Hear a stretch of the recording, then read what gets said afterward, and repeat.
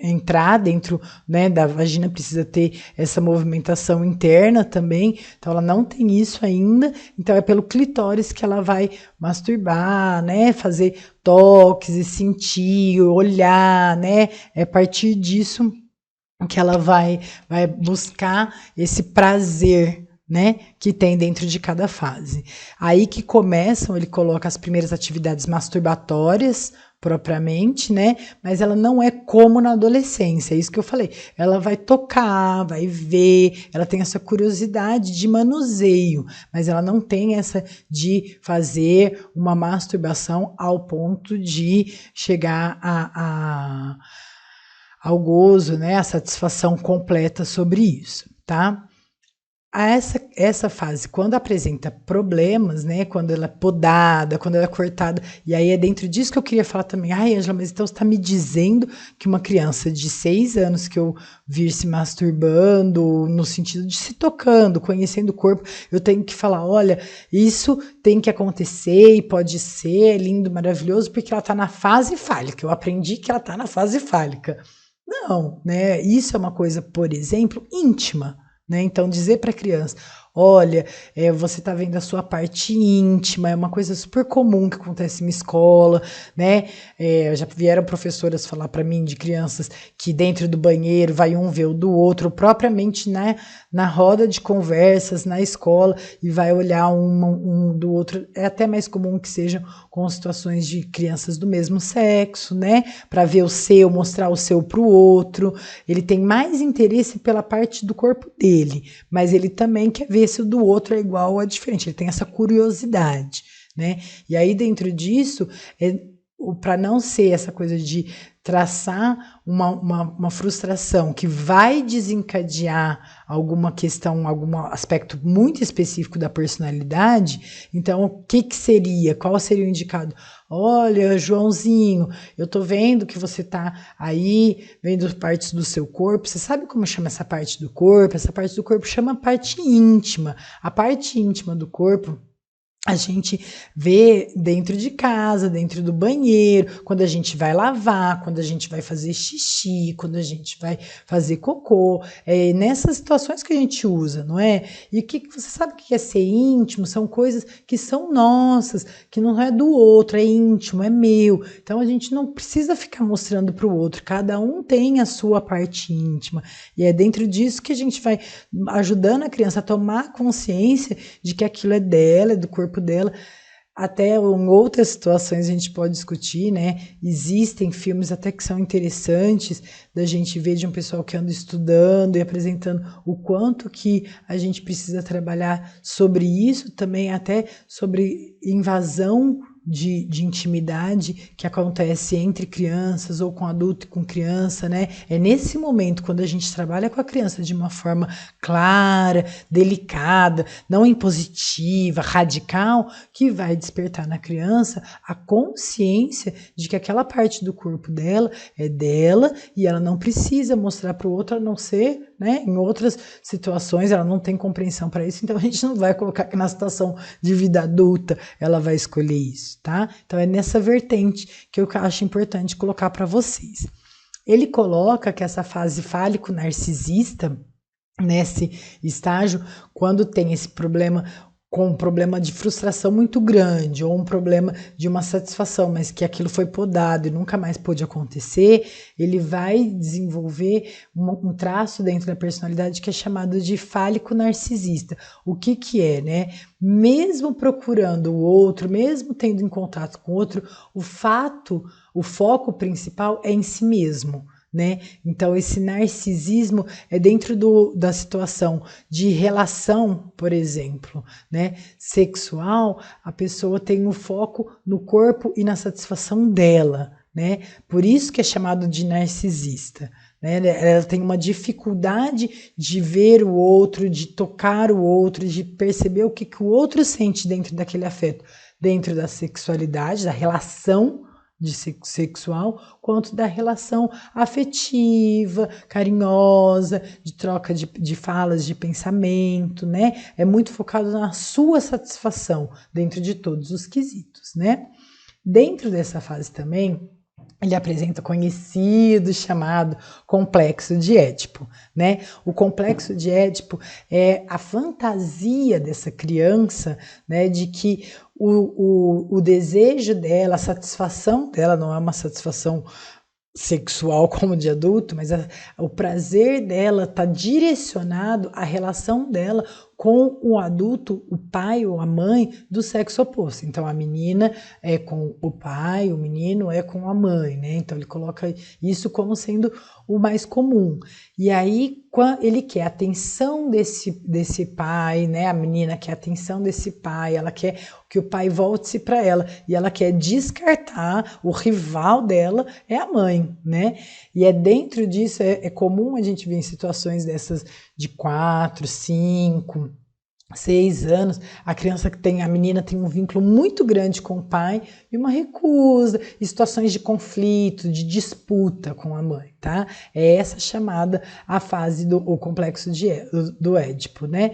E o contrário também, né? O menino ele tem um vínculo, uma aproximação muito mais da mãe, ele quer ter aquela exclusividade com a mãe, né? E com o pai ele tem uma rixa, ele tem um desafio de sai daqui, essa daqui é minha, né? Então é dentro disso que ele fala que é comum, que é esperado, porque é a primeira forma de contato que ele vai ter com o outro, como uma satisfação de prazer, como um prazer. Não é um prazer sexual, é um prazer no sentido de satisfação dessa relação, que ela traz esse prazer, né? Não tem uma sexualidade direta envolvida, tá? Depois disso vem a fase de latência, que é dos 6 aos 11 anos. É a conhecida fase de que as energias sexuais, os interesses sexuais, eles vão dando uma baixada, eles vão diminuindo. Essa energia libidinal, essa energia de busca de satisfação, ela vai voltada muito mais para coisas externas agora. Por exemplo, para atitudes escolares, é aí que a gente coloca, né? Vamos alfabetizar, vamos ensinar, porque é dentro disso que ele deixa um pouquinho esse egocentrismo dentro da satisfação, né?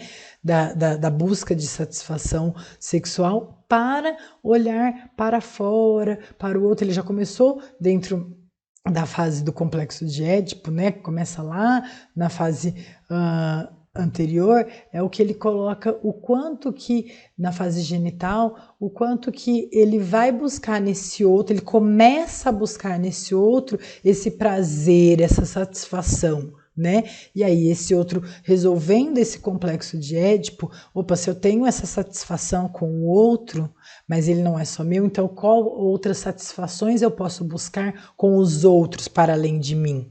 Né? Então é por isso que ele coloca que é mais conhecido como essa busca de conhecimento, de prazer em relação ao outro, tá? Aí depois, né, a última fase é chamada de fase genital, que é da puberdade, dos 11 anos em diante, adolescência, que aí ele tem, a partir dessas todas as outras fases, né, que ele teve contato em satisfações internas, com o próprio corpo dele mesmo, e aí começa a ter uma curiosidade de fora, é a partir disso que ele vai buscar que essa satisfação, né, seja relacionada, vinculada a outro, né, e não a só o corpo dela.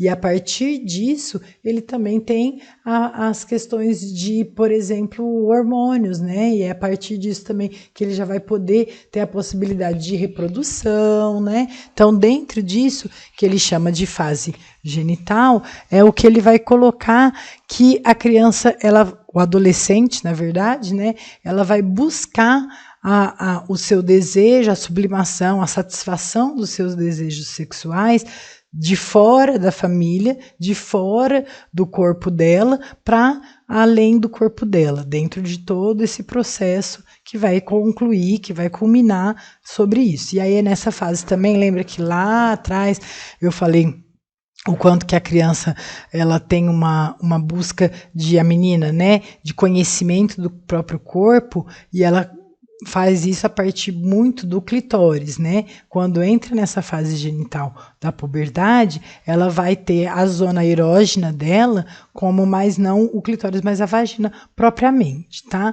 Então, dentro de tudo isso, como eu coloquei aqui, o que o Freud coloca é que para essa personalidade de satisfação, de busca de conhecimento de si, do que te traz satisfação, do que te traz prazer, é o que vai contribuir com essa formação propriamente da personalidade, né? Então ele vai colocar que essa contribuição, esse trabalho de conhecimento do que é o outro, do que é o próprio corpo, é que ele vai formar como que ele vai ser, como que é quais são as características que a pessoa tem de ser mais extrovertida, de ser mais voltada para o outro, de ser mais introspectiva, de ser mais voltada, né, para aspectos internos, ser mais reservada. Então é dentro disso que ele vai colocar que acontece, se ela for acontecendo ao longo da vida de forma tranquila, né? Dentro de cada fase que ela possa atender essa exploração, né, das zonas e dos prazeres dela para poder ter uma personalidade formada sem essas características mais específicas, mais gritantes e mais tranquila, né? Uma das coisas é isso, acabou, né? O que a gente ia falar sobre o Freud tem esses slides postados também, vocês já pegaram desde da quarta-feira, da terça-feira, perdão, para vocês. Agora, eu queria dar só algumas instruções importantes, tá? Primeira coisa, quando vocês forem fazer a atividade vai ser também um estudo de caso, vou apresentar um caso de uma criança e vocês vão colocar em que fase que essa criança está. Novamente, como foi colocado nos estágios do Piaget, desconectem-se das idades, tá? São sempre idades médias.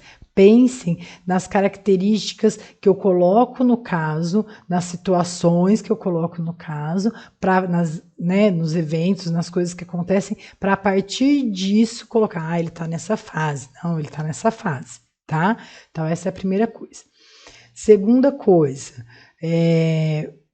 na hora da aula de vocês, né, no segundo horário na sexta-feira, eu vou estar com o meu celularzinho aqui, com o Google Sala de Aula, as perguntas que vocês colocarem eu respondo na hora, tá? O que vocês forem colocando antes, eu posso tentar ver, mas na minha correria é um pouquinho difícil. Tá? Então, o horário propriamente para tirar dúvidas, se vocês estão com dúvida, Ângela, mas eu vi as coisas à tarde, eu li tudo à tarde, então eu não vi, eu queria já resolver, e aí eu fiquei com dúvida, eu não sabia, por isso que eu mandei mensagem. Ok, pode até mandar mensagem, mas deixa a atividade que vocês têm que fazer ali no canto, e aí, quando eu responder, vocês vão e fazem. Eu só vou corrigir à noite, vocês têm até as 13 horas do sábado, do dia seguinte, para ter a atividade corrigida e a partir disso colocado presença ou falta, tá?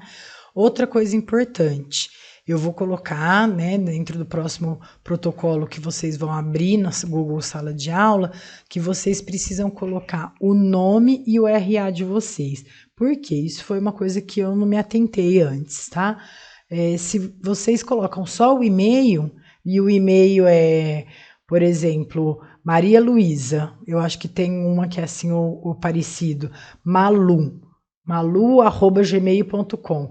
Tudo bem, eu deduzi que é Malu, mas tem gente que usa até outro nome, né? Ou um outro apelido que não está diretamente ligado com o nome. Então, eu vou colocar antes da pergunta e da resposta que vocês têm que colocar, eu vou colocar isso para vocês se identificarem, nome e RA.